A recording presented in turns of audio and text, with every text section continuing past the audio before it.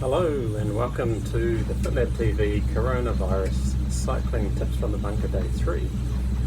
Today we're going to look at the second part of aerobic capacity, which as I mentioned yesterday is the most important part of fitness for our sport.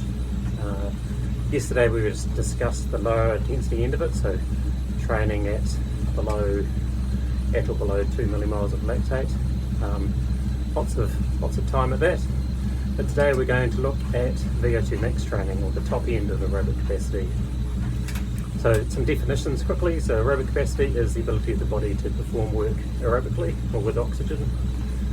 And VO2max is the maximum rate of oxygen consumed, or the body's ability to use oxygen to replenish ATP, which is our body's unit of energy, or currency, as some people term it.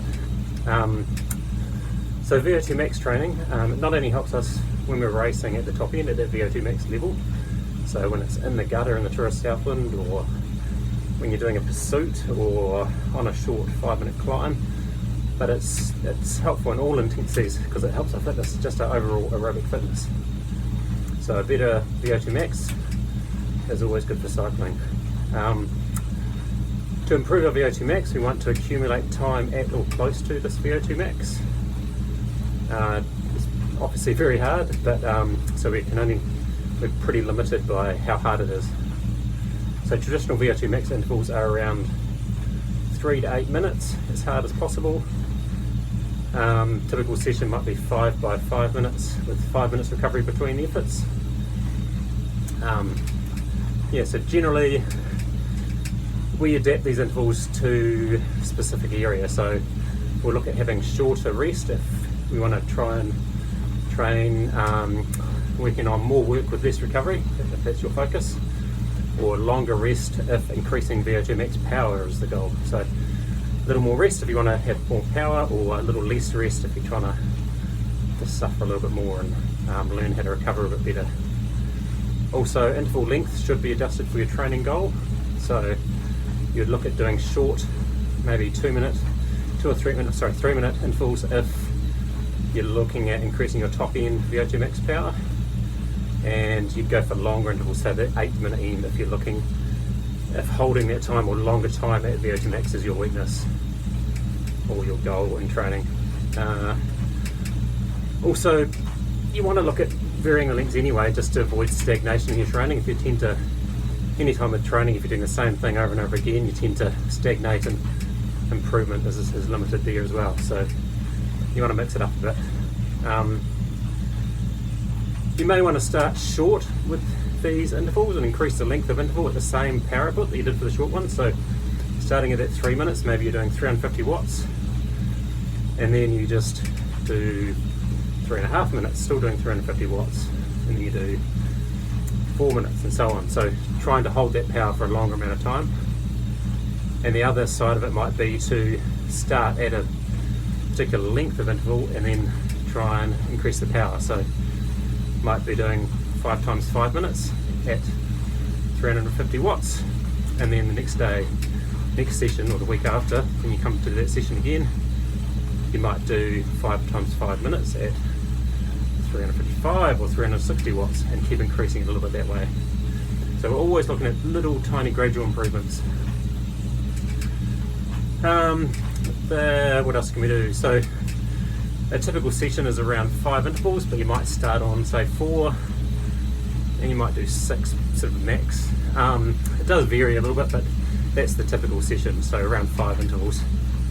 Intensity as hard as possible, but you want to do all the intervals at the same wattage. So if you imagine your goal is to do 5 by 5 minutes, all at 350 watts, but if someone asked you to do 360 watts for any of them, you couldn't have. So this is your best 5 times 5 minute efforts. So that's the goal. All the same, but that's the hardest session you could do.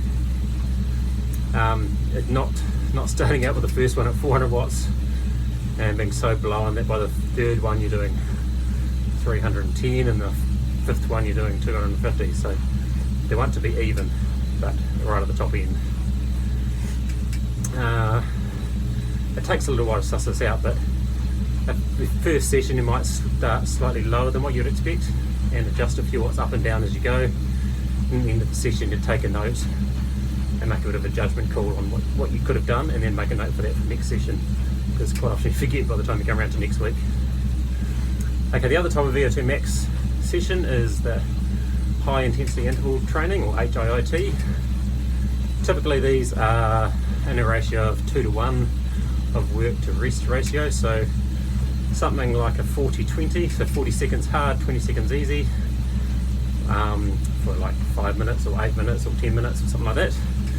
And you do maybe 3 or 4 of those, or 30-15s, 30 seconds hard, 15 seconds easy. And I'll add a link in this actually to Stephen Seiler's work. He's got a good video session on working through these type of intervals and why they're good and why they're even more effective than the traditional interval sessions. So good to look at. Yeah, typically you might start at 2 times 8 and then go to 2 times 10, so going a little bit longer but the same wattage, then going to 3 times 8, same wattage, keep increasing, 3 times 10, and then going from there, just going a little bit longer, a little bit another interval. But I can, there's a typical sort of program, and Stephen goes quite well through that. My routine for my riders is I usually 2 times 8, and then the next session will be 2 times 10, next session will be 3 times 8, one after that will be 3 times 10, and then 4 times 8, 4 times 10, and then you start to blend them together. So you go back to 2 times 16, and then 2 times 20. So that'd be a typical progression over the weeks. They are shown to be more effective than traditional intervals. You still need to mix it up though to avoid training stagnation. So you might do these for a block of training, and then you might go back to just traditional intervals as well for the next block.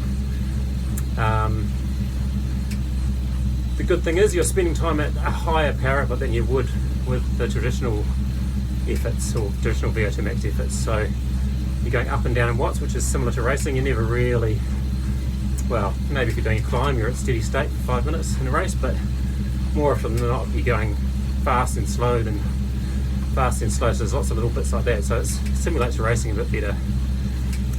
The thing about these type of intervals is the heart rate and the VO2 stays elevated for each block. So say you're doing an 8-minute block of 40-20s, so when you're doing the 40, obviously your heart rate and VO2 is going right on the limit, right to your VO2 max, and then in the 20-second recovery bit, it's still staying elevated. So that's the key with these sessions. It might take half the block for that to happen, but that's the goal, is to stay elevated during that time. Basically, the intensity, once again, is as hard as possible, but to do all at the same watts. So this is a little bit harder to judge, being 40-20s, but the typical rule of thumb is if you did a 5-minute peak power test, or whatever your current 5-minute peak power, not your best ever, like back in 1997 when you were the champ, think about what your best 5-minute peak power is now, and that's the kind of wattage that you'll be doing in the 40 seconds on or the 30 seconds on. But so it might be that you need to do a 5-minute peak test just to see what this is like. But if you're using psychoanalytics or training peaks, you could have had a pretty good idea if you've done a hard 5-minute effort over the last month or two. So you want to warm up pretty well, so 20 minutes say at L1, say around 60% FTP, that kind of level, and you might want to include a few minutes before you start the efforts at around your FTP, just to get everything going. So that's a typical warm up for me if I'm going to do an interval session, is to do say 10-15 minutes at my L1 level, chuck in a minute at FTP kind of level, and then another few minutes just back down at the L1 level, just to tick it over and to feel better after the FTP set, 1 minute, and then you kick into the intervals. You probably want to end the ride with a good cool down, so I would be looking at doing 15 minutes of L1 at the end of any kind of interval session like this. There's been studies that show doing a cool down like this actually provides more training benefits. So by not actually doing any more training but having a 15-minute warm down, it improves things like your threshold and other things. So well worth investing in 15 minutes cool down at the end of a hard interval session. So any kind of interval session. So typical, yesterday I talked a little bit about VT1 and VT2. So ventilatory threshold 1 and ventilatory threshold 2.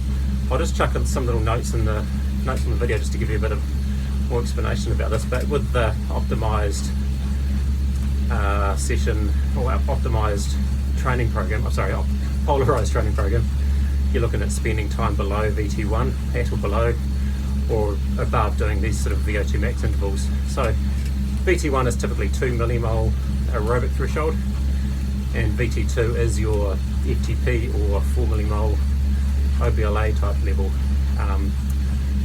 So to give you an idea, below VT1 is your speech is comfortable. At VT1, your speech begins to become difficult. Above VT1 and below VT2, speech becomes increasingly difficult. At VT2, speech is no longer possible except for 1 or 2 words, and above VT2, speech is not possible. So I'll chuck in a link to some people that give a really good definition of that, which is Ace Fitness, and also chuck these definitions in the notes. Yeah, and that's basically it for today. So just remember that cool down, very important after a session like that. And next session we might look at doing poor man's lactate test, and just something to determine your zones without actually doing a lactate test. Because at the moment we can't do it. Obviously not as good as doing the real thing, but we still need to figure out what to do to train as close as possible to the right levels. So I will look at that next session. So keep safe and talk to you tomorrow.